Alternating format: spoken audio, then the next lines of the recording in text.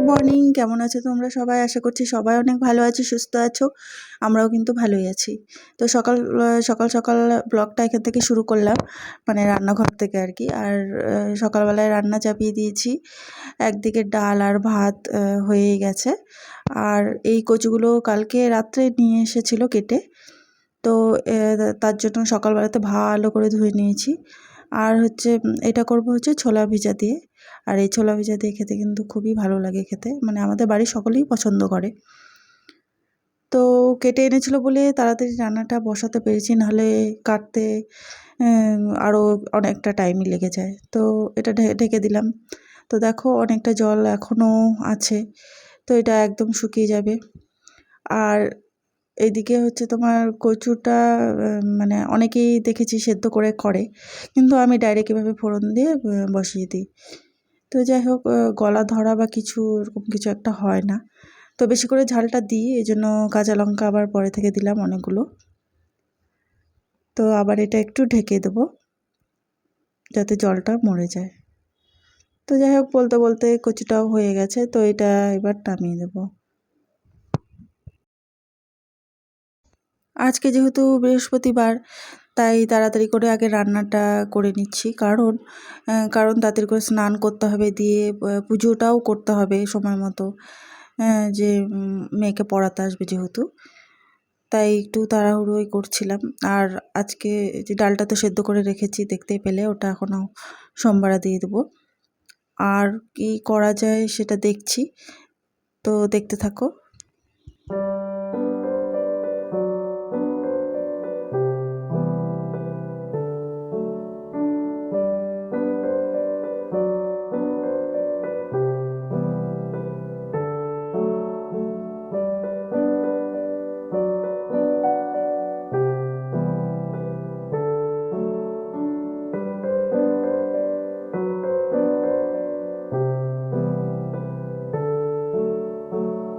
এদিকে ডালটাও সোমবারে দিয়ে দিয়েছি।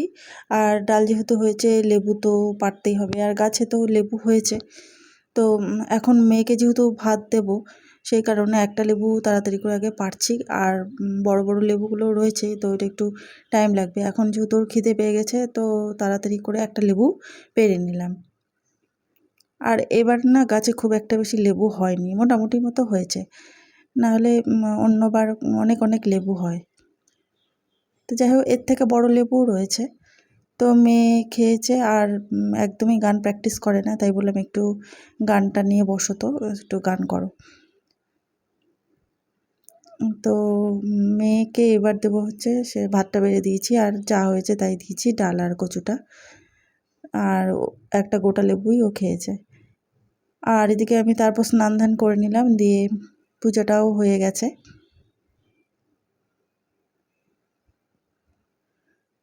আর এখন সময় প্রায় 11:30 মতো বাজে।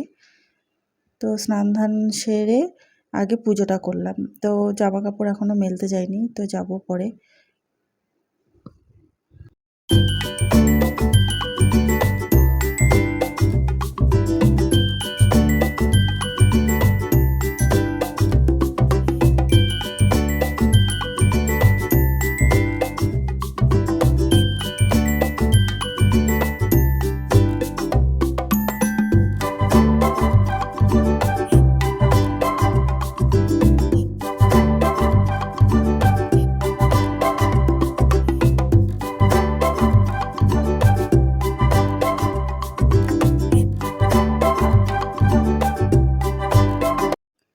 তারপরে পুজো করে আসলাম, আর এদিকে মেয়েকে তো পড়াচ্ছে, আর ওর বাবাও বেরিয়ে গেছে দোকানে। আর সকালবেলাতে চাদর উঠিয়েছিলাম, কাচাও হয়ে গেছে, কিন্তু চাদর পাতার আর সময় পাইনি, তো সেটাই পেতে নিলাম, দেখো। আর তারপরে হচ্ছে তোমার কালকে ডিম এনেছিল, সেটাও ঢালার সময় পাইনি, তো ভাবলাম এখন এই কাজগুলো করে নিই, তাই ট্রেতে ডিমগুলো রাখছিলাম।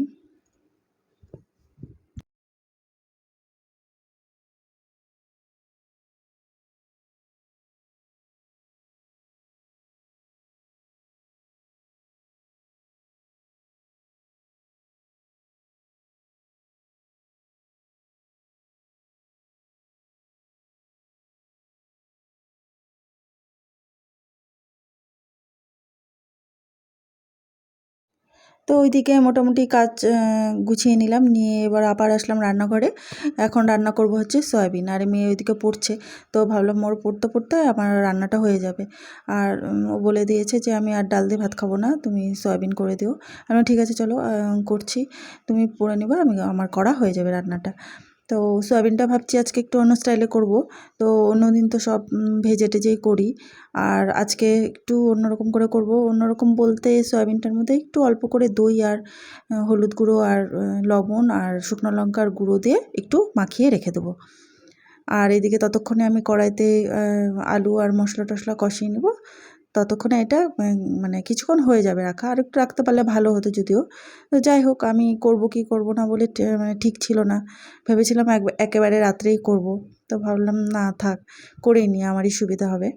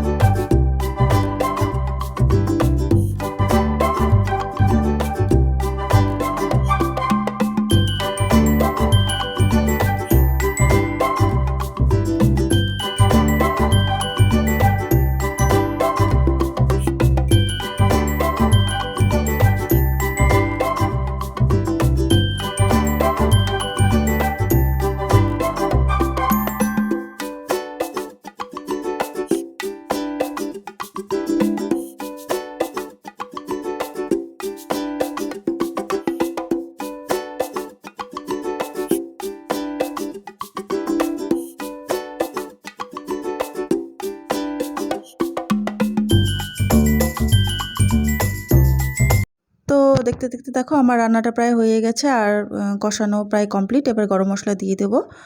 আর দেখো এদিকে কালারটাও কত সুন্দর এসেছে। আর এদিকে হচ্ছে মেয়েকে প্রথমে খাইয়ে দিয়েছিলাম, আর ও বললো যে খেতে কিন্তু খুব ভালো হয়েছে মা। তারপরে আমিও খেয়ে দেখলাম যে না, সত্যি একটু একটু আলাদা লেভেলেরই টেস্ট হয়েছিল। তো যাই হোক, এইভাবে তোমরাও করে দেখতে পারো, খেতে ভালোই হয়।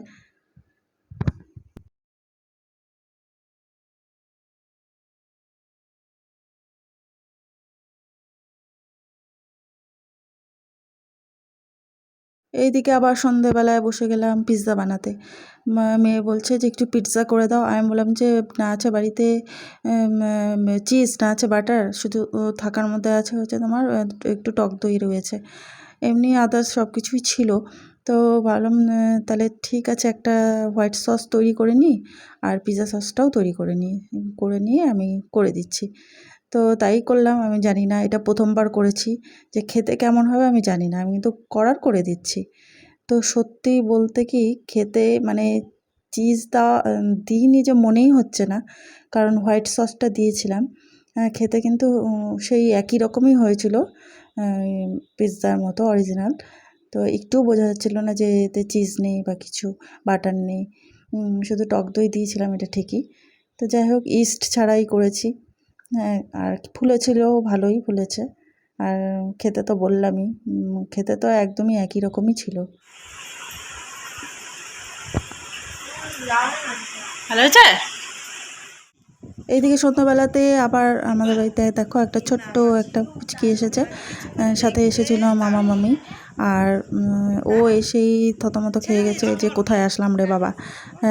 কারো কাছে যাচ্ছে না, কোনো রকমে নিয়ে আগে খাটের উপর বসিয়ে দিয়েছি, মানে দাঁড়িয়ে আছে, আর কারোর সাথে কথা বলছে না। এদিক ওদিক দেখছে, যেহেতু ওর কাছে সব কিছুই নতুন তাই।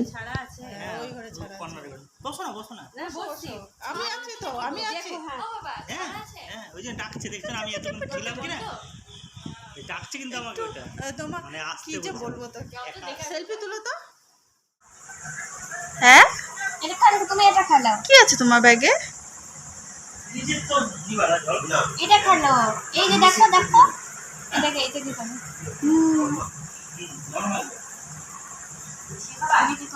বলো না তো, খেলছে ব্যাগটা নিয়ে, দেখো কি সুন্দর।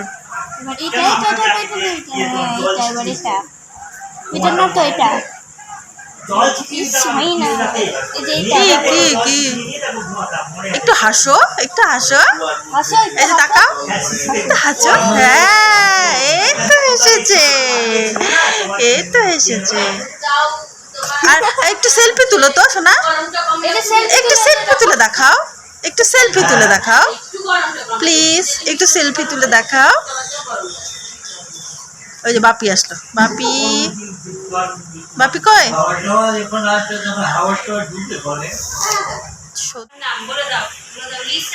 লিসা সরকার, বাবা মুড়ি খাচ্ছে, ও বাবা মুড়ি, হাতে আবার বিস্কিটটাও রেখেছে।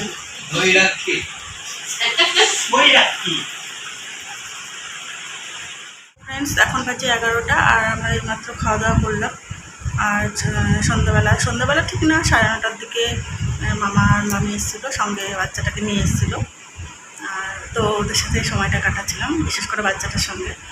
তো এদিকে তারপরে ওরা চলে গেল, তারপরে ভাত বসালাম, তারপরে খাওয়া দাওয়া করলাম, এখন শুরু করবো আর কি। চলো, ব্লগটা আজকে এখানে শেষ করছি। তো তোমরা ভালো থেকো, সুস্থ থাকো, দেখা হচ্ছে আর একটা নতুন ভিডিওতে। Good night.